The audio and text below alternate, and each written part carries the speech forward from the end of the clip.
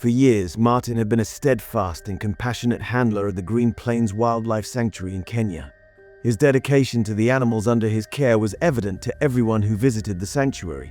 Among the creatures he looked after, one relationship stood out: his extraordinary bond with a lion named Simba. Simba's story began in the wild, where tragedy struck his family. Abandoned by his mother and left as the sole survivor of a litter of 4, the fragile cub's chances of survival were slim. That's when Martin stepped in. He took the tiny cub under his wing, providing the nurturing and care necessary for Simba to thrive.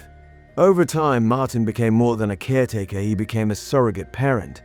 Simba's early days were filled with careful feedings, sleepless nights, and countless moments of reassurance. The lion cub grew stronger under Martin's watchful eye, transforming into a robust and spirited young lion. Simba's personality was as magnetic as his growing mane. Playful and energetic, he quickly became the sanctuary's star attraction. Visitors marveled at the unique connection between man and lion, a bond that seemed almost magical. Martin and Simba developed a routine of simple tricks and commands that delighted audiences, and their story gained regional fame.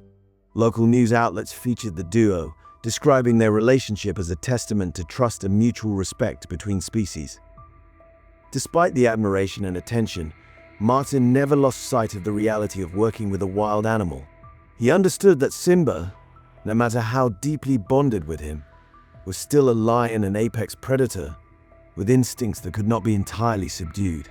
Martin was always cautious, never allowing the affection he felt for Simba to cloud his judgment.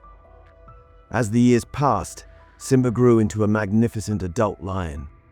His powerful frame and commanding presence made him even more awe-inspiring, but they also served as a reminder of his natural instincts. When Simba turned 6, an incident occurred that would alter the lives of both lion and handler forever. It was a day like any other at the sanctuary. Martin prepared Simba's meal, as he had done countless times before. The feeding area was bustling with activity, staff members moving about, visitors chatting excitedly in the distance. Simba paced near the enclosure's edge, his golden eyes following Martin's every move. But that day, something was different. A sudden commotion erupted nearby, the sharp clatter of a falling metal tray, followed by startled voices. The unexpected noise seemed to trigger something deep within Simba.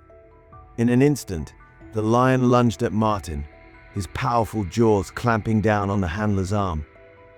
The force of the attack brought Martin to the ground. The air was filled with shouts and the sound of Simba's deep growls. Staff members rushed to intervene, using tools and barriers to create space between Martin and the lion. Eventually, they managed to pull Martin to safety, but the damage was done. His arm was severely injured, and he was rushed to a nearby medical facility. The road to recovery was long and arduous, requiring months of treatment and rehabilitation. News of the incident spread quickly. The sanctuary faced a wave of criticism from the public, with many questioning whether it was safe to keep wild animals in such close proximity to humans. Visitor numbers dwindled, and the once thriving attraction began to struggle. Meanwhile, Simba was moved to a more secure enclosure, isolated from the public and his usual routine. The vibrant lion, once the heart of the sanctuary's appeal, now spent his days in solitude. For Martin, the physical pain of his injuries was matched only by the emotional turmoil he felt. He replayed the incident in his mind, searching for clues, a sign he might have missed, a way he could have prevented the attack. Despite the trauma, Martin couldn't shake the bond he felt with Simba. To him, the lion wasn't just an animal, he was a companion, a being he'd raised and cared for with unwavering devotion. Months passed, and Martin's determination to reconnect with Simba grew stronger. Against the advice of colleagues and medical professionals, he insisted on visiting the lion. He believed that their bond could be restored, that the incident was a momentary lapse rather than a fundamental change in their relationship. After much deliberation, the sanctuary management allowed the visit, but only under strict supervision. A guard accompanied Martin as he entered Simba's enclosure. The atmosphere was tense as Martin approached the lion. Simba stood at the far end of the enclosure, his massive frame silhouetted against the golden light of the late afternoon. As Martin called out to him, the lion turned, his ears twitching at the familiar sound. Slowly, Simba began to move toward him. For a moment it seemed as though the bond they had shared was still intact. Simba nuzzled Martin's hand, a gesture that brought tears to the handler's eyes. But just as quickly as the moment of connection had come, it was shattered. As Martin turned to leave, Simba's demeanor changed. Without warning, the lion lunged, knocking Martin to the ground. The enclosure erupted in chaos as guards rushed to intervene. Simba's powerful paws pinned Martin down, and the struggle that followed was both terrifying and heart-wrenching. Despite the staff's desperate efforts to separate them, Simba's instincts had taken over. In the end, the decision was made to protect Martin at all costs. The guards acted swiftly, and the situation was brought under control. Martin was rushed to the hospital, his injuries once again severe. The aftermath left the sanctuary staff in a state of profound grief. Simba's absence was palpable, and the loss weighed heavily on everyone, especially Martin. For Martin, the events were a devastating reminder of the delicate balance between trust and caution when working with wild animals. He mourned Simba deeply, cherishing the memories of their time together while grappling with the pain of their final encounters. The sanctuary continued its work, striving to educate visitors about wildlife conservation and the complexities of human-animal relationships. Martin remained a part of the team, channeling his experiences into advocacy and education. The story of Martin and Simba became a poignant lesson about the power of connection and the challenges of coexisting with the wild. It was a tale that resonated with all who heard it, a testament to the beauty and unpredictability of nature. Story 2? The night was alive with anticipation as the small traveling circus set up its grand show in the heart of Warsaw. Flickering lights illuminated the enormous striped tent, drawing crowds eager for a spectacle. Inside, the air was thick with a mingling sense of sawdust, sweat, and roasted peanuts. Alex, a young performer, tightened the straps of his costume and took a steadying breath. He could hear the murmur of the audience growing louder. For Alex, performing was more than a job, it was a legacy. His parents had been part of the circus before him, and their tales of dazzling crowds and daring stunts had been his bedtime stories. Yet Alex's path wasn't without challenges. His act involved a star attraction, Leo, a majestic lion he had raised from a cub. Leo was a force of nature, sleek, golden, and with a roar that could shake the rafters. Over the years, Alex had built a bond with the lion through endless hours of training and care. Their act was the crown jewel of the show, a seamless display of trust and coordination. But working with a wild animal, no matter how familiar, always carried an edge of danger. That night, as Alex prepared backstage, a strange sense of unease settled over him. Leo, usually calm before a performance, paced his enclosure, his powerful tail swishing in irritation. The animal's deep amber eyes seemed restless, almost wild. "Easy, Leo," Alex murmured as he approached the cage. He extended a hand through the bars, a gesture of reassurance. The lion paused, sniffing the air, before leaning into Alex's touch. Despite the momentary calm, Alex couldn't shake the feeling that something was off.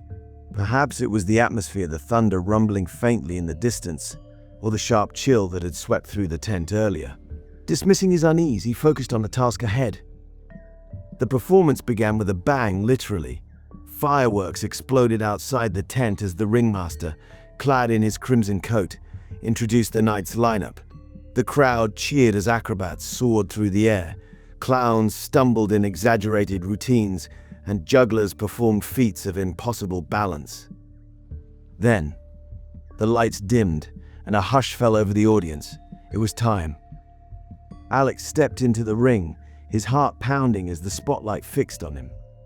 Behind him, Leo emerged, his mane glinting like molten gold under the glare of the lights. The crowd erupted into applause, their excitement palpable. The act started smoothly. Leo performed his well-rehearsed moves with precision, leaping over pedestals and roaring on cue. The bond between Alex and the lion was evident, a dance of trust and mutual respect. But as the act progressed, the tension in the air seemed to grow. It was the finale. Everyone had been waiting for, a daring leap through a flaming hoop. Alex positioned himself at one end of the ring, holding the hoop aloft. Flames crackled and danced, their heat radiating outwards. "Jump, Leo." Alex commanded, his voice firm yet encouraging. The lion crouched, muscles coiling in preparation for the leap. But instead of springing forward, Leo froze. His ears flattened against his head, and a low, guttural growl rumbled from his chest. "Come on, boy," Alex urged, his tone soothing. But Leo didn't budge. The audience murmured, sensing the shift in energy. Then, without warning, Leo lunged not through the hoop but straight at Alex. The impact knocked Alex off his feet, and the world tilted as he hit the ground hard. Gasps and screams filled the tent as the lion stood over him, its massive paws pinning him down. Leo's growls filled the air, a sound that seemed to vibrate through the very ground. For a moment, time seemed to stop. Alex lay still, his mind racing. He knew better than to struggle or make sudden movements. Instead, he locked eyes with Leo, silently pleading for the lion to recognize him. The circus staff sprang into action. Armed with long poles and cracking whips, they approached cautiously, shouting and clanging metal objects to divert Leo's attention. The commotion seemed to startle the lion. With a final, earth-shaking roar, Leo retreated, slinking back to his enclosure. The ring was chaos. Medics rushed to Alex's side as the crowd hurriedly dispersed, their excitement replaced by shock. Alex's injuries were severe, deep gashes from Leo's claws and bruises from the fall. The aftermath was swift and unforgiving. News of the incident spread like wildfire, igniting a public outcry against the use of wild animals in circuses. Protesters gathered outside the circus, holding signs that called for justice for Leo and safety for performers. For Alex, the ordeal marked a turning point. As he lay recovering in a small hospital room, he reflected on the years he had spent with Leo. The lion wasn't to blame, it had acted on instinct, a primal force that no amount of training could suppress. The government launched an investigation, and within months, new regulations were put in place. Wild animals were banned from circuses, marking the end of an era. The circus where Alex had grown up and spent his life eventually closed its doors, unable to adapt to the changing times. Though the scars on Alex's body and soul would remain, he found a new purpose. He became a vocal advocate for animal welfare, using his story to highlight the need for change. He visited schools and community centers, sharing his journey and advocating for compassion and coexistence. Leo, too, found a new chapter. The lion was relocated to a wildlife sanctuary where it could roam freely and live out its days in peace. In the end, the bond between Alex and Leo, though fractured, left a legacy. Their story became a symbol of transformation, a reminder that even in the face of tragedy, change was possible. As Alex watched videos of Leo basking in the sun at the sanctuary, a bittersweet smile crossed his face. The circus may have been his past, but the future was one of hope. Story 3. The Serengeti stretched out endlessly under the warm Tanzanian sun, a breathtaking canvas of golden grasses dotted with acacia trees. Amara, a seasoned safari guide, led her group of eager tourists along a narrow, well-trodden path. Her khaki uniform blended seamlessly with the surroundings, and a wide-brimmed hat shielded her face from the sun's intensity. For over 10 years, Amara had shared her deep love for the Serengeti with visitors from around the world. Her knowledge of the region's delicate ecosystems and its majestic wildlife was unmatched. More than a guide, she was a storyteller, weaving tales of conservation, survival, and the intricate balance of nature. That afternoon, the group had already witnessed incredible sights. They had marveled at zebras grazing in perfect synchronization, observed a towering herd of elephants moving like a royal procession, and even caught a glimpse of a cheetah lounging in the shade of a distant tree. The Serengeti was alive, its pulse felt in every breeze and every rustle of the grass. As they neared a grove of trees providing welcome shade, Amara raised a hand, signaling the group to halt. Her sharp eyes caught a movement in the tall grass ahead. Out of the golden expanse stepped a male lion, his mane a halo of amber light. His gaze locked onto the group, unblinking and intense. The lion's ears flattened, and his powerful body tensed. The sudden movement activated his predatory instincts. With a low growl that reverberated through the ground, he sprang forward, charging after the fleeing tourist. Amara knew she had only seconds to act. Without hesitation, she stepped into the lion's path, shouting and waving her arms to draw its attention. The lion skidded to a halt, his amber eyes now locked on her. The moment stretched into eternity. Amara's pulse raced, but her voice remained steady as she continued to yell, attempting to divert the lion's focus. Her bravery gave the tourists the precious seconds they needed to retreat toward a nearby safari vehicle. Then, the lion lunged. The force of the impact knocked Amara to the ground. Pain shot through her shoulder as the lion's jaws clamped down, its massive paws pinning her in place. She fought to stay conscious, aware of every movement around her. The sound of a vehicle approaching broke through the chaos. The other guides, alerted by the commotion, arrived in a rush. They fired warning shots into the air, the cracks echoing across the savannah.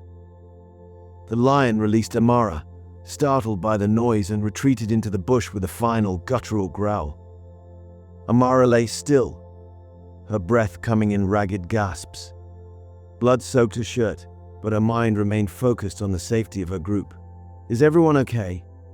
she managed to ask as the other guides knelt beside her, administering first aid. The response was unanimous. Her quick thinking had saved them all. Within minutes, a helicopter arrived, its rotors stirring up dust as it landed nearby. Amara was carefully loaded in and airlifted to a hospital. For weeks, she remained under the care of skilled medical teams, her body healing from the lion's powerful claws and teeth. The incident sent shockwaves through the safari community. Discussions about safety protocols for walking safaris took center stage, leading to the implementation of stricter guidelines.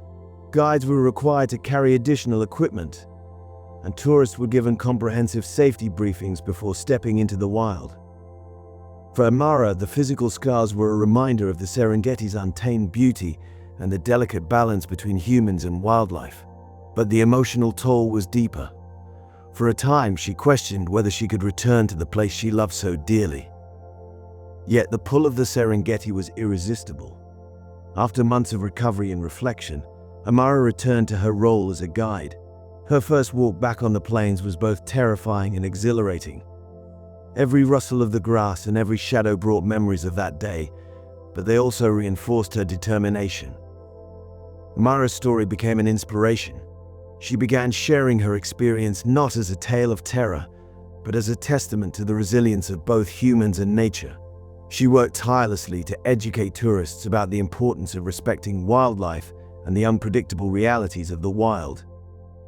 The young man who had run that day reached out to her months later, expressing his deep remorse. Amara forgave him, seeing in his apology an opportunity to reinforce the lesson she dedicated her life to teaching.